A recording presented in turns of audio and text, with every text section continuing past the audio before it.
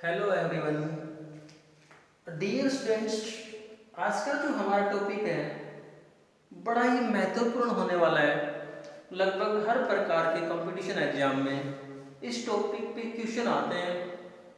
तो टॉपिक क्या है हमारा कि जब हम प्रतिरोधकों को श्रेणी क्रम या पार्श्व क्रम में जोड़ते हैं तो किसी भी इलेक्ट्रिकल सर्किट में इक्विवेलेंट रेजिस्टेंस निकालना, तुल्य प्रतिरोध निकालना होता है। बहुत ही महत्वपूर्ण न्यूमेरिकल्स आते हैं इसके ऊपर, 10वीं में भी और प्लस 2 में भी। तो आज जो हम हमारी जो 10th की जो एनसीईआरटी की बुक है उसमें से कुछ एक न्यूमेरिकल प्रॉब्लम लेते हैं। जैसे पहले एक सिंपल सा क्वेश्चन लेते हैं हम कि मान लो हमारे पास में 2 ओम, 3 ओम और 6 ओम के 3 प्रतिरोधक हों और उनको हम किस प्रकार संयोजित करें कि कुल प्रतिरोध 1 ओम का आए। दूसरा क्वेश्चन ये पूछ रखा है कि उनको किस प्रकार से जोड़ें कि कुल प्रतिरोध 4 ओम का आए। हम पहले ये समझते हैं कि कुल प्रतिरोध, टोटल रेजिस्टेंस या इक्विवेलेंट रेजिस्टेंस 1 ओम का लाने के लिए इन प्रतिरोधकों को हम किस प्रकार से जोड़ सकते हैं। देखो हमारे पास में जो दिया हुआ है, जो गिवन है वो क्या है, हमें 2, 3 और 6 ओम के 3 प्रतिरोधक दे रखे हैं और हमें निकालना ये है कि जो इक्विवेलेंट रेजिस्टेंस वो 1 ओम का है, इनको जोड़े किस प्रकार। तो देखो आप लोग याद करो, हमने हमारे पहले वाले वीडियो में पढ़ा था कि जब हम रेजिस्टेंस को पार्श्व क्रम में पैरेलल में जोड़ देते हैं, समांतर में जोड़ देते हैं, तो जो इक्विवेलेंट रेजिस्टेंस आता है, जो तुल्य प्रतिरोध आता है, वो दिए हुए रेजिस्टेंस में जो सबसे कम वैल्यू का है उससे भी कम आएगा। अब देखो हमारे पास में यहाँ पर सबसे कम वैल्यू का कौन सा है, 2 ओम है और हमें निकालना कितना है, 1 ओम का। इसका मतलब हमारे पास में एक आइडिया हो गया। क्या आइडिया आ गया कि हमें कम से कम निकालना है। इट मींस हम इन तीनों को पार्श्व क्रम में, पैरेलल क्रम में जोड़ के देख सकते हैं। जैसे हम इन तीनों को यूं पैरेलल में जोड़ दें और फिर इक्विवेलेंट रेजिस्टेंस निकालें। तीनों को हम पैरेलल क्रम में जोड़ के देखते हैं। देखो ये हो गया इनका पैरेलल कॉम्बिनेशन, एक 2 ओम का है, एक 3 ओम का और एक 6 ओम का। अब पैरेलल में इक्विवेलेंट रेजिस्टेंस निकालने के लिए जो फार्मूला है वो हमने पढ़ रखा है, 1/RP बराबर 1/R1 plus 1/R2 plus 1/R3। सभी की वैल्यू पुट कर देते हैं। 1/RP बराबर 1/2 प्लस 1/3 प्लस 1/6। यदि इसको हम हल करेंगे एलसीएम 6 आ जाएगा, देख सकते हो आप, 3, 2 प्लस 1 दैट इज कितना आएगा, 6/6 दैट इज इक्वल टू 1/1 और ये कहते हैं कि दैट इज इक्वल टू 1 ओम। सो हमें क्या निकालना था कि इक्विवेलेंट रेजिस्टेंस कितना आना चाहिए, 1 ओम का। यहां से हमने इन तीनों को पैरेलल में जोड़ा, हमारे पास में 1/RP इज इक्वल टू 1 और RP निकालेंगे तो 1 का रेसिप्रोकल 1, क्या आ गया, 1 ओम आ गया। इसी प्रकार से इसका अगला पार्ट समझते हैं। अगले पार्ट में क्या दे रखा है कि कुल जो प्रतिरोध है, टोटल जो रेजिस्टेंस है, इक्विवेलेंट रेजिस्टेंस कितना आना चाहिए, 4 ओम का आना चाहिए, टोटल रेजिस्टेंस 4 ओम का।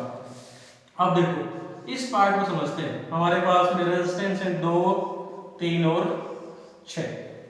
अब यदि इनको हम श्रेणी में जोड़ते हैं तो 6 से अधिक आएगा। हमने पढ़ा हुआ है कि यदि हम प्रतिरोधकों को श्रेणी क्रम में जोड़ेंगे तो जो इक्विवेलेंट रेजिस्टेंस है वो इन तीनों में जो सबसे बड़ी वैल्यू उससे भी अधिक आएगा। पैरेलल में जोड़ेंगे तो कम आएगा। इसका मतलब ये जो हमें लाना कितना है, 4 ओम। इसका मतलब 9 को हम सीरीज में जोड़ सकते ना पैरेलल में जोड़ सकते।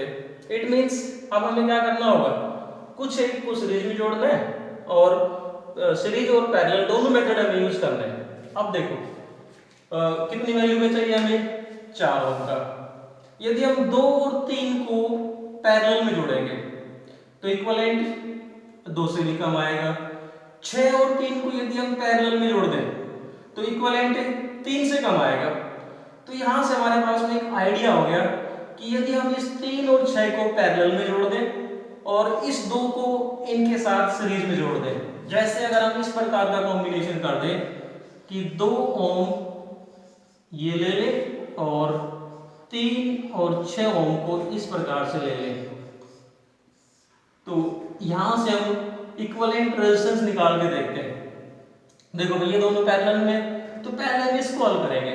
यहां से इक्वल इन दोनों का रेजिस्टेंस निकालता हूं मैं, 1/Rp बराबर 1/3 प्लस 1/6।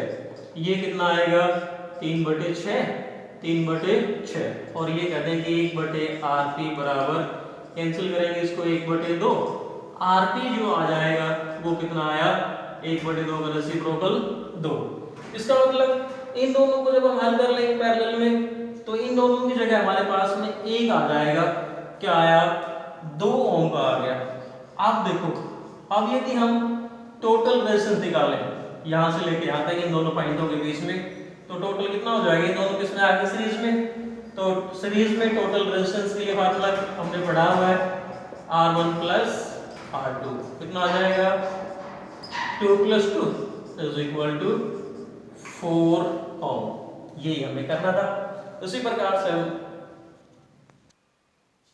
अगला उदाहरण हम एक और लेते हैं, हमारे एनसीईआरटी की बुक से ही रिलेटेड है। जैसे हमसे ये कहा जाए कि इस इलेक्ट्रिकल सर्किट के अंदर, इस विद्युत परिपथ के अंदर इस एम्पियर ये जो एमीटर है इसकी रीडिंग क्या होगी, या यूं कहा जाए कि इस इलेक्ट्रिकल सर्किट में प्रवाहित होने वाली विद्युत धारा का मान निकालो। हमें क्या क्या गिवन है, पोटेंशियल दे रखा है, विभवांतर दे रखा है और यहाँ बहुत सारे प्रतिरोध। तो जब भी इस प्रकार की प्रॉब्लम आती है, हमारा पहला काम क्या होना चाहिए, इस सर्किट का, इस विद्युत परिपथ का इक्विवेलेंट रेजिस्टेंस, टोटल प्रतिरोध निकालेंगे पहले। उस टोटल प्रतिरोध जो आएगा, टोटल इस विभवांतर को टोटल प्रतिरोध से भाग कर देंगे। तो देखो हम देखते हैं कि जब हम यहाँ से लेके यहाँ तक चलते हैं तो सारे के सारे प्रतिरोध एक ही श्रेणी क्रम में जुड़े हुए, एक ही रास्ते में, सारे के सारे श्रेणी क्रम में। तो जो इक्विवेलेंट रेजिस्टेंस निकालेंगे, टोटल रेजिस्टेंस जो निकालेंगे वो इन सभी को जोड़ देते हैं। RS = R1 + R2 + R3 + R4, सभी को जोड़ो, कितना आ जाएगा 1 + 2 + 3 + 6 = 12 ओम। जो इक्विवेलेंट रेजिस्टेंस जो आ गया इस सर्किट का वो आ गया 12 ओम। अब हम ये कह सकते हैं कि इस सर्किट के अंदर प्रवाहित होने वाली विद्युत धारा ओम का नियम प्रयोग करके यूजिंग V = IR, I हम निकाल लेंगे, I बराबर V/R। V कितना था 24 वोल्ट। टोटल रेजिस्टेंस जो आया हमारे पास में वो 12 ओम है। तो विद्युत धारा कितनी आ जाएगी 2 एम्पियर। अर्थात इस इलेक्ट्रिकल सर्किट के अंदर जो इलेक्ट्रिक करंट होगा वो कितना आ जाएगा 2 एम्पियर। आप यहीं से ही अगला क्वेश्चन जो बन सकता है वो इस प्रकार से भी हम पूछ सकते हैं कि इसके अंदर कोई भी रेजिस्टेंस है, जैसे मान लो ये पूछ लिया जाए कि ये जो 6 ओम का रेजिस्टेंस है इसके अंदर प्रवाहित होने वाली विद्युत धारा कितनी होगी। कहां पर पूछ रहे हैं हम कि जो 6 ओम वाला जो रेजिस्टर है ये वाला, इसके अंदर प्रवाहित होने वाली विद्युत धारा निकालो। R बराबर 6 ओम, इसके अंदर होने वाली प्रवाहित होने वाली विद्युत धारा। तो देखो हम जानते हैं कि सारे के सारे जो प्रतिरोध है श्रेणी क्रम में जुड़े हुए हैं, और हमने पहले पढ़ा हुआ है कि श्रेणी क्रम में कितने भी प्रतिरोध जुड़े हुए हो सभी में विद्युत धारा का मान बराबर रहता है। इसका मतलब हमारे से ये पूछा जाए कि 1 ओम में विद्युत धारा 2 एम्पीयर होगी, इसमें भी 2 एम्पीयर, इसमें भी 3 एम्पीयर, इसमें भी 2 एम्पीयर, इसमें 2 एम्पीयर, इसमें 2 एम्पीयर, इसमें भी 2 एम्पीयर। इसका मतलब प्रत्येक प्रतिरोधक के अंदर प्रवाहित होने वाली विद्युत धारा का मान कितना होगा 2 एम्पीयर। इसी प्रकार से इसी के अंदर अगला जो क्वेश्चन बन सकता है वो क्या पूछ सकते हैं कि प्रत्येक प्रतिरोधक के अंदर जो विभवांतर होगा वो कितना होगा। पहला जो प्रतिरोध है इसके अंदर इसके मध्य विभवांतर कितना आएगा। दूसरा जो प्रतिरोध है हमारा इसके मध्य मतलब यहाँ से यहाँ तक ये कह दे कि यहाँ से यहाँ तक विभवांतर कितना होगा। दूसरे प्रतिरोध के मध्य विभवांतर कितना होगा। तीसरे प्रतिरोध के मध्य विभवांतर कितना होगा। और ये जो चौथा जो प्रतिरोध है इसके मध्य विभवांतर कितना होगा। तो हम कैसे निकाल सकते हैं। पहले में जो 1 ओम वाला है इसमें विभवांतर कितना होगा। देखो ओम का नियम प्रयोग करके V1 बराबर I/R1। आई तो सेम है सभी में, कितना है हमारे पास में 2 एम्पियर। 2 को किससे गुणा करेंगे 1 से, कितना आ जाएगा 2 वोल्ट। इसी प्रकार से दूसरे हम निकालेंगे V2 बराबर I/R2। I आया था 2 गुणा में R2 कितना है 2, कितना आ जाएगा 4 वोल्ट। इसी प्रकार से यदि हम तीसरे प्रतिरोध के अंदर विभवांतर निकालेंगे तो कितना आ जाएगा I/R3 2 गुणा 3 बराबर 6 वोल्ट।